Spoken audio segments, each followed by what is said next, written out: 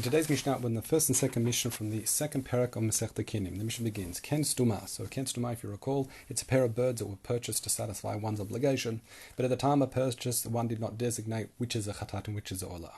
And in this situation, Mishnah says, Sheparach mimeno goza lavir, that one of the birds just simply flew away. So the owner is left with only one of the original birds that he purchased. Another possible scenario is Sheparach ben ametot, or one of the birds flew and got mixed up with other birds that were meant to be left to die. So what case is that? Well, we've learnt one of those cases. The Bartanur explains that is, for example, where there is a mixture of chatat and olah offerings together. So one of our original birds flew amongst those and got mixed up. So that also has to be left to die. So again, this is another scenario where the owner is left with one of the original two birds he purchased. Finally, the final scenario is where the owner purchased two birds and one simply died. So Mishnah says, in all these cases, the solution is as follows: Yikach zug leshini. Someone can just purchase another bird to partner with the original of a bird and to form the complete ken stuma. So Mishnah then explains, Parach lebein hakrevot pasul or posel echad kenegdo. Shahagozal haporech pasul or posel echad kenegdo. So Mishnah says that if we're dealing with collections of kinei stuma, and one bird flew and got mixed up with another collection of kinei stuma, then what it happens is one bird from the origin, meaning where the bird departed from, flew from, one bird there becomes pasul, and also one bird in the destination where that bird flew to becomes pasul. So in both collections, one bird becomes pasul. So the Mishnah is going to explain in a moment, which is the next Mishnah, exactly how that works. So let's now learn Mishnah Bet. Mishnah explains Ketzad. So how do we understand this principle we just learned in the previous Mishnah? So Mishnah explains Shtei Nashim. We have two women. Lazo Shtei Kinim velazo Shtei Kinim. So use example. Once again, using our diagrams, we have Rachel and Leah. Each of them brought two kinim, two pairs of birds to bring as korbanot. And again, importantly, they were kinei stuma. Now, for our purposes, to make the diagrams more simple, the birds, Rachel's birds, they are going to be designated with a bold outline, because as the birds mix together, that will become important to understand whose birds are who. So Mishnah says, Parach mizo lazo posel echad b'halichato, that if one of the birds flew from one group to the other, so let's refer to Leah's. So one of Leah's birds flew and got mixed up with Rachel's. So now Leah only has 3 birds and Rachel has 5. The Mishnah says, based on the principle we've just learnt, only 2 of 3 of Leah's birds can be offered, and only 4 of 5 of Rachel's birds can be offered. So now that's why one becomes pasul in the origin and one becomes pasul in the destination. So how so? So we'll start with the explanation of the Mefarish. So starting with Leah's, if we let Leah offer all her birds, all 3, let's say, as using an example I have in the diagram, as 3 sin offerings and 1 olah, that means one of the birds now that is mixed with Rachel's is an olah, because as we've explained, when it comes to kinei stuma, once half have been offered as chatat, the other ones automatically are designated as olah offerings. And as we've learnt now in yesterday's Mishnah, if you have a mixture of an olah and kinei stuma, then the Rachel can only offer the number of kinei stuma as olot. So in this situation, only 2 birds at a maximum could be offered from Rachel as olot. So in this situation, we'd have 3 birds becoming, if you like, pasul, 3 birds not being able to be offered, which is a worse scenario than the Mishnah described.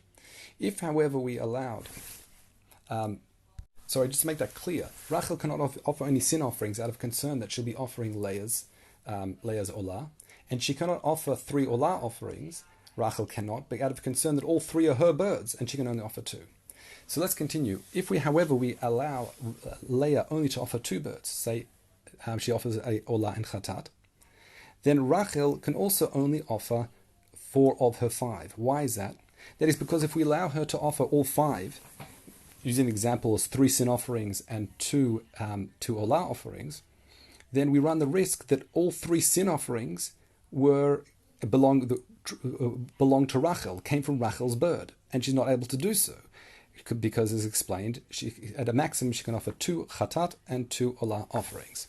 So that's why Rachel can only offer 4 of 5. So in that situation, Rachel can only offer 2 of 3, and Rachel can only offer 4 of 5, as the rules that's brought in our Mishnah.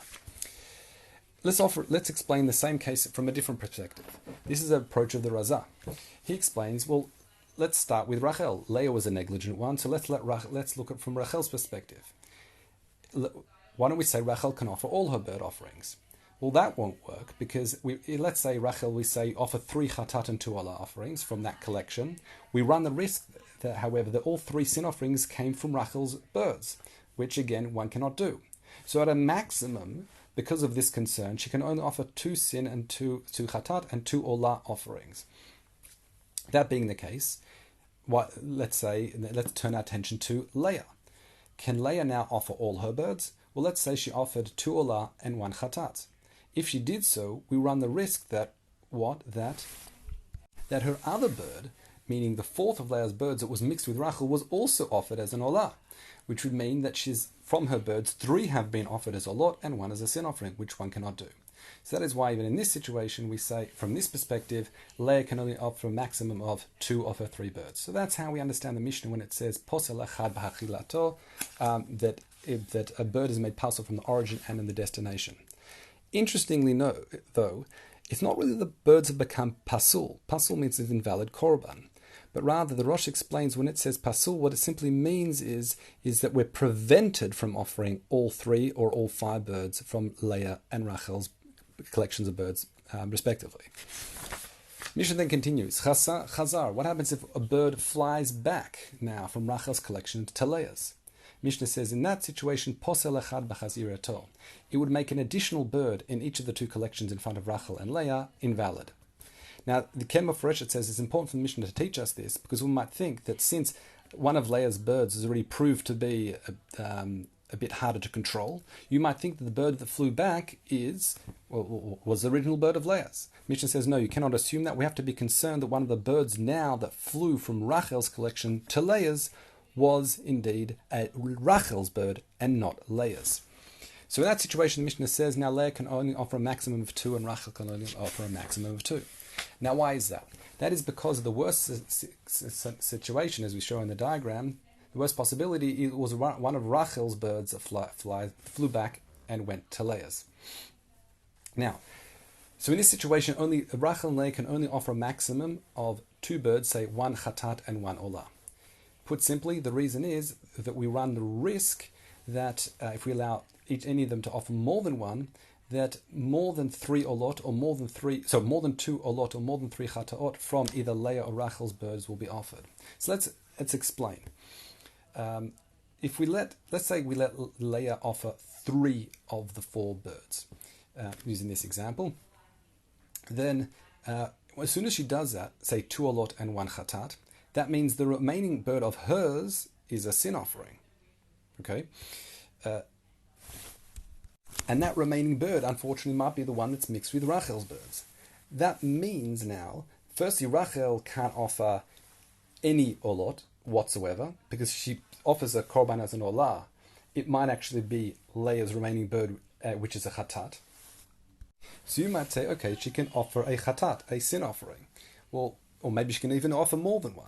So the answer is no, she cannot offer more than 1. Why? Because she offers more than 1 chatat, Rachel that is. It is possible that both of the chatats she offered came from her birds, and another one, meaning, remember Leah offered 1 chatat, that could have also been Rachel's. So as soon as we allow any of the women to offer more than a pair of birds, a chatat and olah, we run the risk, as the Bartanura explains, that more than 2 olot or more than 2 chataot from either one of these ladies will actually be offered, and that would be incorrect. The Mishnah then continues, parach v'chazar. If the birds keep flying back and forth, the Mishnah says, lo hifsid klum. No more birds become pasul. Why? Shafilu hem moravot. Even if all the birds of Rachel and Leah get mixed together, we say, ein pachot mishtayim. There'd be no less than 2 kinim would be valid, which really means only 2 kinim could be offered. So once again, that would mean, as we've already explained, two kinim really become pasul based on the previous case if it's halach v'chazar, and 2 would be valid. And that really fits into the Mishnah we learned in yesterday's Mishnah, and the first Mishnah, that if you have a mixture of two equally sized kinei stuma, then half are valid and half become invalid. Those are the Mishnah today.